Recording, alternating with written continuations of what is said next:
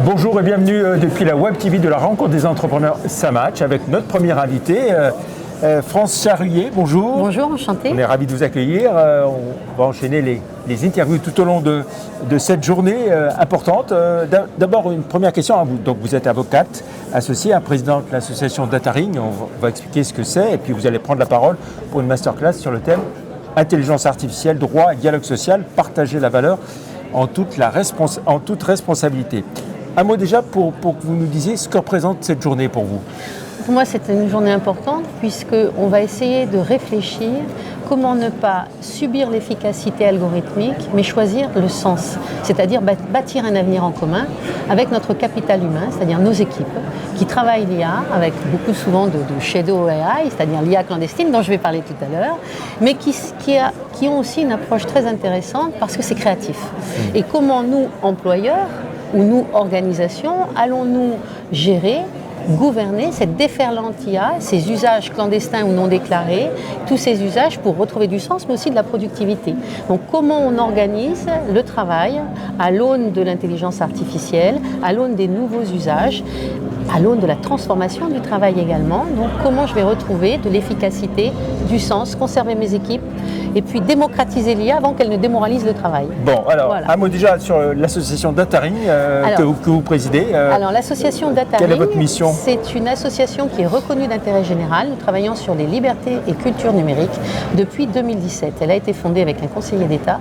Et aujourd'hui, que faisons-nous ? Nous avons un laboratoire d'intelligence artificielle qui regroupe des universités, des universitaires, des ingénieurs, des doctorants en IA, et nous travaillons sur le sens du travail, nous travaillons sur la collecte des données, sur la gestion responsable de nos données, sur la compétitivité et la souveraineté de nos territoires, c'est-à-dire de capitaliser sur cette donnée qui est le carburant de l'IA compétitive avant qu'elle ne soit, on va dire, absorbée par des bigs ou des GAFAM qui nous recrachent sous forme de services et de loyers finalement des métiers ou de la valeur sur lesquels nous pouvons tout à fait nous capitaliser.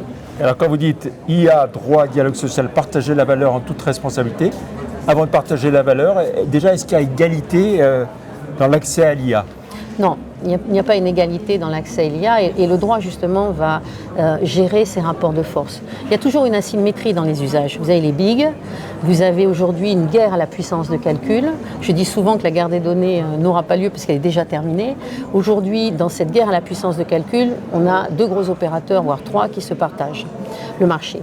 Mais ce qui est intéressant, c'est qu'il y a toujours du génie humain et on a de nouveaux systèmes algorithmiques qui arrivent, moins gros, plus frugal, moins énergivore, très créatif. Donc c'est une nouvelle période assez excitante puisque les plus petits finalement vont pouvoir avoir leur mot à dire. Donc il ne faut pas vivre l'IA comme des mastodontes sur lesquels on va subir cette déferlante algorithmique en n'ayant qu'un seul choix, celui de donner nos données pour essayer d'extraire un peu de valeur au risque d'augmenter notre dépendance, mais peut-être comme une espèce de vivier, un terreau sur lequel on va devoir bâtir des infrastructures à la condition que nous soyons en capacité d'être souverains sur nos données, c'est-à-dire de reprendre confiance en nous sur peut-être l'open source, sur ce que nous savons faire, sur l'originalité de nos modèles d'affaires, de nos usages. Je dis souvent que l'IA ne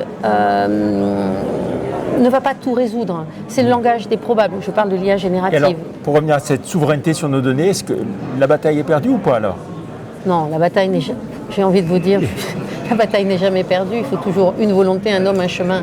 Non, il faut qu'on reprenne la main sur notre capital humain d'abord et notre capital aujourd'hui qui constitue, je veux dire notre capital tout court, notre capital, nos entreprises. Si on laisse tout partir à volo, effectivement on aura perdu. Mais on ne va pas perdre. On ne va pas perdre, pourquoi ? Parce qu'aujourd'hui on est pris dans ce qu'on appelle le dilemme du prisonnier. C'est coopérer ou trahir. Coopérer au risque de perdre un petit peu d'indépendance, trahir mais on est trop petit, donc on risque d'être exclu. Donc l'Europe a toujours su, et nous en France, on a toujours su trouver un chemin. Et on va le trouver, ce chemin, en faisant confiance aux entrepreneurs. Oui. Et quand vous parliez des structures plus petites, etc., c'est l'histoire des gazelles qu'on évoquait il y a quelques années en disant elles sont plus rapides, elles sont plus véloces. Elles sont plus rapides, plus véloces. Moi, je vois aujourd'hui un écosystème extrêmement intéressant, extrêmement créatif.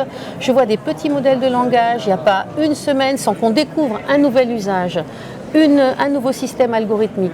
Là, il y a des nouveaux modèles qui sont en train d'émerger. On parle moins d'IA générative, plus d'IA hybride. On a même une ancienne d'OpenAI qui a fondé sa propre société, je pense à Mira, et qui est en train de travailler sur l'open source. Donc on est aussi en train de travailler sur la notion de commun. Est-ce que l'IA n'est pas finalement une infrastructure commune sur laquelle nous, on a vocation à implanter nos services? Et donc le travail qui est fait notamment en Suisse sur une infrastructure souveraine, petite, agile, qui contient nos valeurs, c'est-à-dire qui est entraîné avec plusieurs langages et pas simplement, on va dire, de l'anglais ou du chinois, parce qu'il y a toujours une logique sous-jacente au système algorithmique, et bien ça c'est intéressant. J'ai envie de vous dire, on est spectateur de quelque chose qui est fabuleux. Et quand on voit l'aventure de Mistral AI, on se dit finalement, c'est peut-être pas si mal que ça. C'est peut-être pas si mal que ça, même si certains disent que c'est un faux nez, mais on a besoin de capitaux, il ne faut pas se mentir. Quand on a en face de nous des milliards et des milliards de capitaux, quand on vous dit on va investir aux États-Unis, quand Trump pose la question à Zuckerberg, qui dit combien vous investissez avant 2028 aux États-Unis, c'est 500 milliards de dollars.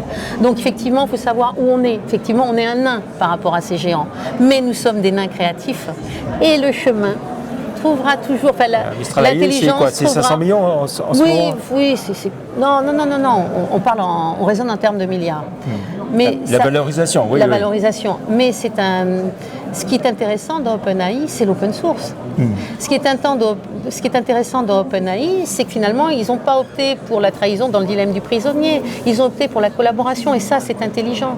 Il faut savoir où on se place. Donc des coopérations. C'est indispensable. Et puis qu'on arrête de s'autoflageller, c'est ça? Ben oui, je pense qu'il est temps qu'on se fasse confiance. Voilà. Alors qu'est-ce qu'il faut retenir en synthèse de ce que vous allez dire tout à l'heure? On va avoir un numérique choisi et non subi pour autant qu'on le veuille et qu'on aligne les bons combattants. Très bien. Merci beaucoup, France Charrier, avocate associée, présidente de l'association Dataring. Vous aurez l'occasion d'expliquer tout ça à l'occasion d'une masterclass, à l'occasion de cette journée, la rencontre des entrepreneurs, ça match, organisée par le MEDEF Lyon Rhône. Merci, au revoir.